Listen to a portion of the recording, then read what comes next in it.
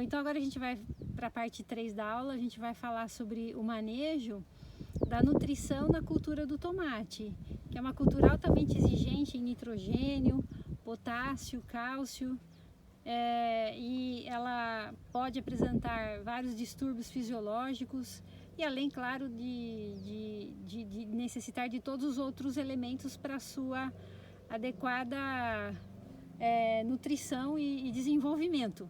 Então o Júnior vai falar sobre as práticas de manejo nessa área que são realizadas aí as práticas de manejo aqui na lavoura de tomate. Atualmente nós estamos trabalhando com adubo farelado, né? Uma fórmula, ele é um organomineral, então ele é uma fórmula 41206. De que empresa, Júnior? Ele é da NutriSafra, né? O 2B Plus.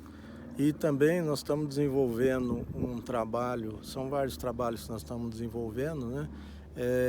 Um junto à Yara, que nós vamos fazer no próximo plantio, que é uma fórmula nova deles, que se eu não me engano, acho que é 42810.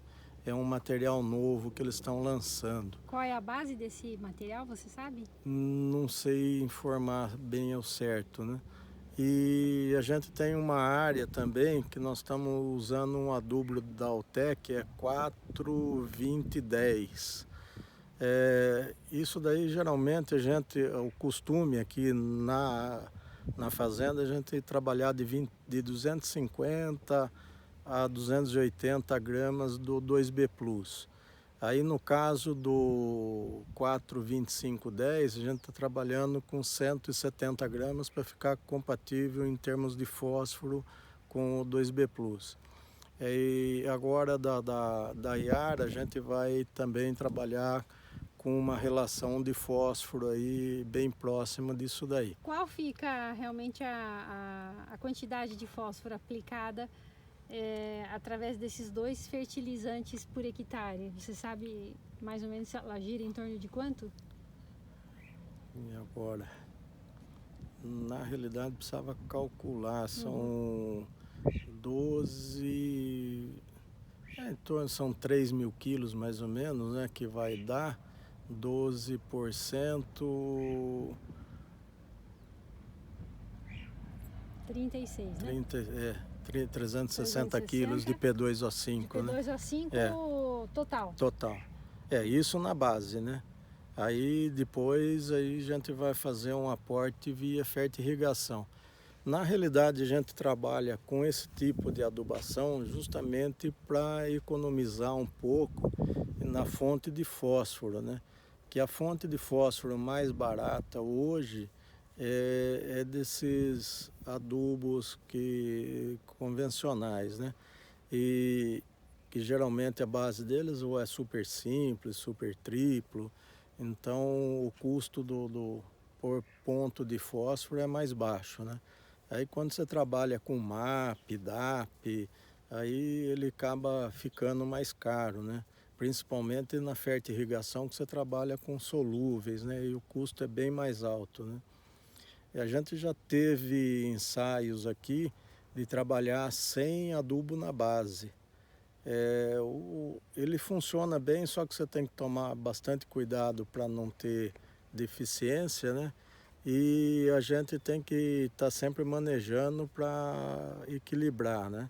Mas você consegue fazer. O problema maior é custo, né? Que você vai ter que trabalhar com fórmulas solúveis, aí geralmente o custo é mais alto.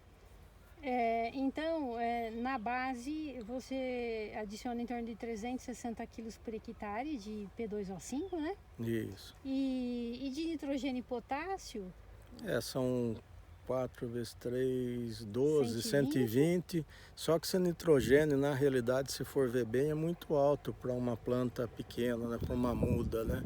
E a gente tenta, às vezes, eu estou com uma área em Minas que a gente está trabalhando só com super simples na base, mas aí sempre tem aqueles que quer colocar um comparativo com o 414.8, logicamente o vegetativo de um 414.8 sempre vai ser superior a um super simples, né?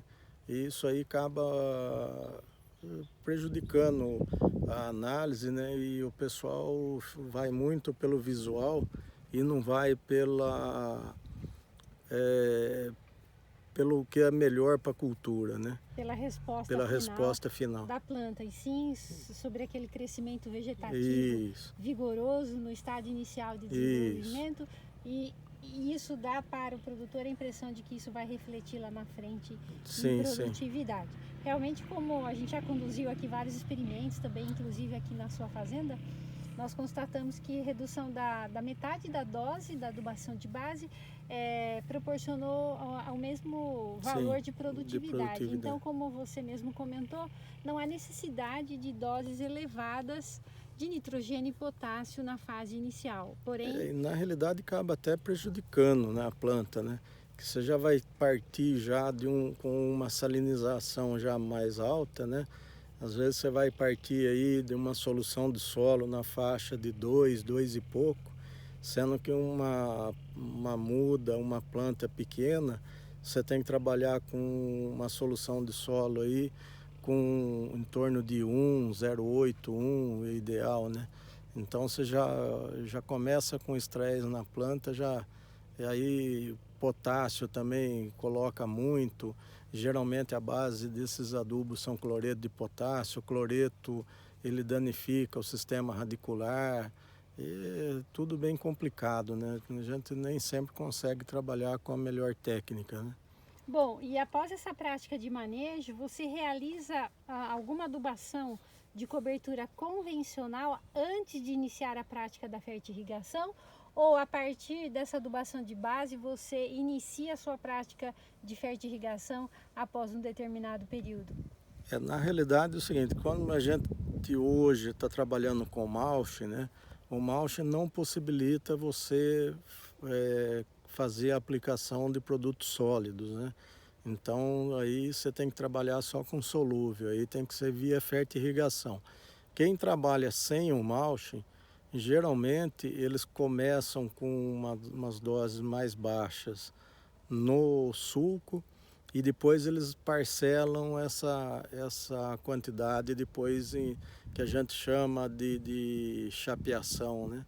Que é a chapeação, na realidade, quando você dá uma ajeitada no canteiro, né? Você chega à terra. Que antigamente a gente chamava de chapeação no sistema antigo de irrigação, que você tinha que acertar o sulco para a água correr, né? Uhum. Então ficou esse nome de chapeação, né? Tá. Mas é um nome errado na realidade, né? Bom, e após quantos dias você inicia a fertirrigação? Olha, eu tenho monitorado a solução de solo para ver como que está a solução, os níveis, para eu dar o start da fertirrigação. Então vai depender muito do regime hídrico, quanta chuva que caiu, que embora esteja protegido com o plástico, mas ele entra a água onde está furado, sempre tem que onde está a planta, escorre a água, ela entra no canteiro. Então isso daí a gente vai monitorando, a gente usa extrator de solução de solo para monitorar quando que é o ponto certo de dar o start, né? Nessa solução que você extrai do solo com o extrator, você simplesmente determina o início da sua fertirrigação com base na condutividade elétrica, ou você leva em consideração os teores de nutrientes encontrados nessa solução? Olha, no início, quando a gente começou a trabalhar quando a gente começou com o gotejamento, a gente começou já com fertirrigação. Né? Tem alguns produtores que faz a irrigação por gotejamento e aplica o adubo na mão. Nós não, nós desde o começo a gente já trabalhou com fertirrigação. Então irrigação e fertirrigação via gotejamento. Aí a gente no início, a gente não tinha tanto conhecimento, a gente só media pH e condutividade elétrica. Só que a gente não sabia, o que a gente sabia? Sabia que tinha bastante nutriente no solo, na solução do solo. Mas o que tinha lá? Você não sabia. Então é uma dificuldade. Aí nós fomos procurando ver o que a gente poderia fazer para determinar. Infelizmente, no Brasil, os laboratórios não estão apropriados para fazer esse tipo de análise. Não que eles não façam, fazer eles fazem. O problema deles é que a rotina deles são laboratórios apropriados para fazer análise de solo, né? Análise física e química de solo, e também eles fazem análise de água, mas a análise de água deles eles fazem a hora que dá certo eles colocarem na rotina. E a fertirrigação, você tem que ter a análise já em tempo quase que real, né? Ou seja, você coletar isso aí de manhã, né? Alguns países a gente tem conhecimento que eles coletam de manhã, envia para o laboratório já chega, já coloca na rotina, já determina os nutrientes que tem naquela água que você mandou e ele já retorna com análise via o site do laboratório. Então você já tem acesso. Isso você tem como tomar uma decisão rápida para ver como que está e equilibrar essa adubação que você está fazendo. No Brasil, infelizmente, os laboratórios não estão vendo isso, né? Eles estão, ainda a demanda deles de análise de solo é muito grande, então eles estão preocupados em fazer análise de solo, acudir à demanda, né? Não estão querendo saber de novos mercados, né? Então a gente tem essa dificuldade. Então o que a gente fez? Nós fomos atrás de informações de como fazer isso aí a campo. Então nós fomos e descobrimos alguns aparelhos, no caso que a gente trabalha aqui da Uriba, né? Então antigamente eram os cards, né? Hoje são os Twin, né? Que são equipamentos da Uriba.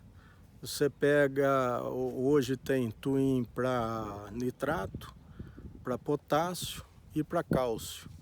São equipamentos que você mede rapidinho, 2, 3 gotinhas ali, você colocou ali, um tempinho, ele já te dá a leitura. A única coisa que você tem que tomar cuidado com ele é a calibragem dele, que se ele não estiver bem calibrado vai te dar uma leitura errada, mas são equipamentos simples de trabalhar. Outra coisa que a gente também foi atrás, que no caso do fósforo a gente ainda não tem um equipamento assim que seja fácil de trabalhar, então a gente ainda está trabalhando com as fitinhas, embora tenha da Hanna, tenha o equipamento que faz o fosfato, mas para a gente trabalhar com o equipamento da Hanna há uma necessidade de uma diluição, porque o range dele é muito curto, então você tem que trabalhar com diluição com água ionizada, né? Outra coisa que a gente analisa é o nitrito, porque o nitrito, se você tiver excesso de nitrito na solução, pode ser um erro, às vezes, no manejo da água, que ele, estando muito úmido, ele acaba acumulando nitrito, e o nitrito para a raiz não é muito bom. Outra coisa que a gente analisa é o amônio. Então a gente faz o amônio também via fita, embora tenha também os equipamentos da Hanna, mas a gente não utiliza a fita. E também a gente usa um sistema para magnésio, que o magnésio também a gente não conhece nenhum equipamento que faça essa medição de magnésio. Então a gente tem feito com titulação. Quer dizer, na realidade não é que a gente não conhece, existe um equipamento da NT Sensors, né? São sondas que ele tem também para magnésio, mas a gente não tem conseguido trabalhar muito bem com essa sonda, e é uma sonda meio trabalhosa para lidar com ela, porque ela exige um tempo de calibração, você tem que ligar, ou seja, você teria que for ver bem, você tem que chegar primeiro cedo no laboratório, ligar aquela sonda. Eles falam, uma maletinha você leva para o campo, mas não é bem assim. Você tem que deixar lá no laboratório, ela calibrando. você ir coletar, depois voltar no laboratório e fazer as medições, porque ela leva um tempo muito grande para calibrar. E todo dia você tem que calibrar. Não adianta você fazer uma calibragem e ficar aí 30, 40 dias trabalhando com ela, que ela não vai te dar o resultado Agora, tem certo. equipamentos no mercado que fazem praticamente a leitura de todos os nutrientes na solução em basicamente 1 minuto. Tem. Né? A Yara mesmo adquiriu recentemente esses equipamentos. Isso. Vocês não têm interesse em adquirir esses equipamentos para que você realmente deixe de lado essa grande quantidade de kits que você acaba utilizando para conseguir analisar a sua solução? Ainda que nós temos uma parceria com a Yara aqui nesse desenvolvimento desses equipamentos, né? Esse equipamento da Yara, a gente ainda vai fazer uma avaliação dele. Devido a esse problema da quarentena, então o pessoal já de uma certa idade está sendo meio que proibido de sair de casa, né? E a gente também, esse trabalho vai ser feito em conjunto com o laboratório do IAC. Então está tudo parado, a gente na realidade estão sendo coletadas as amostras, estão sendo congeladas e depois mais para frente, quem sabe, vão ser analisadas para a gente não perder muito tempo. Mas a intenção é repetir de novo esse ensaio para o segundo semestre, né? Que, se Deus quiser, esse problema da pandemia passe, né? A gente volte a trabalhar normal e aí a gente vai tentar trabalhar com esse equipamento. Para solução de solo, eu acredito que ele vai funcionar bem. Agora, para outras coisas, eu acredito que aí vamos ter que ver se ele vai dar leitura ideal, né? Correto. Tem mais algum detalhe? E também não é um equipamento muito barato também, né? Não. Haja visto que esses equipamentos, embora esses equipamentos da Uriba mesmo, ele tem uma vida meio curta, né? Principalmente o sensor, né? Então, o sensor, você tem que tomar cuidado com ele, de tempo em tempo tem que estar trocando, porque embora ele se troca só o sensor, né?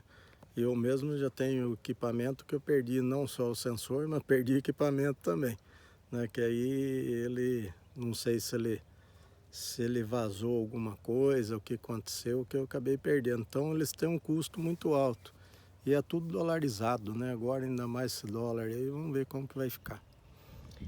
Tá certo, então a gente encerra a parte 3 e aí a gente vai então agora mostrar os seus extratores de solução, como você monitora o nível de umidade do solo, que da última vez que eu vim aqui era por tensiometria, né? Não sei se você ainda continua a tensiometria. Com o mesmo método de tensiometria.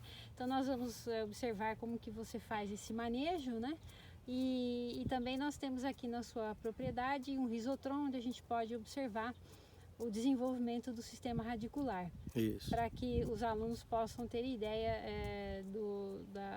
da profundidade efetiva do sistema radicular e por que você faz o manejo da irrigação, considerando então 3 níveis de profundidade que são colocados os tensiômetros, né? Numa camada mais superficial, intermediária e numa terceira profundidade, para você monitorar se está ocorrendo lixiviação e perda de nutrientes para as camadas mais profundas, né? E que isso vai gerar contaminação de lençol freático. Isso. Então a gente vai passar agora para a próxima etapa.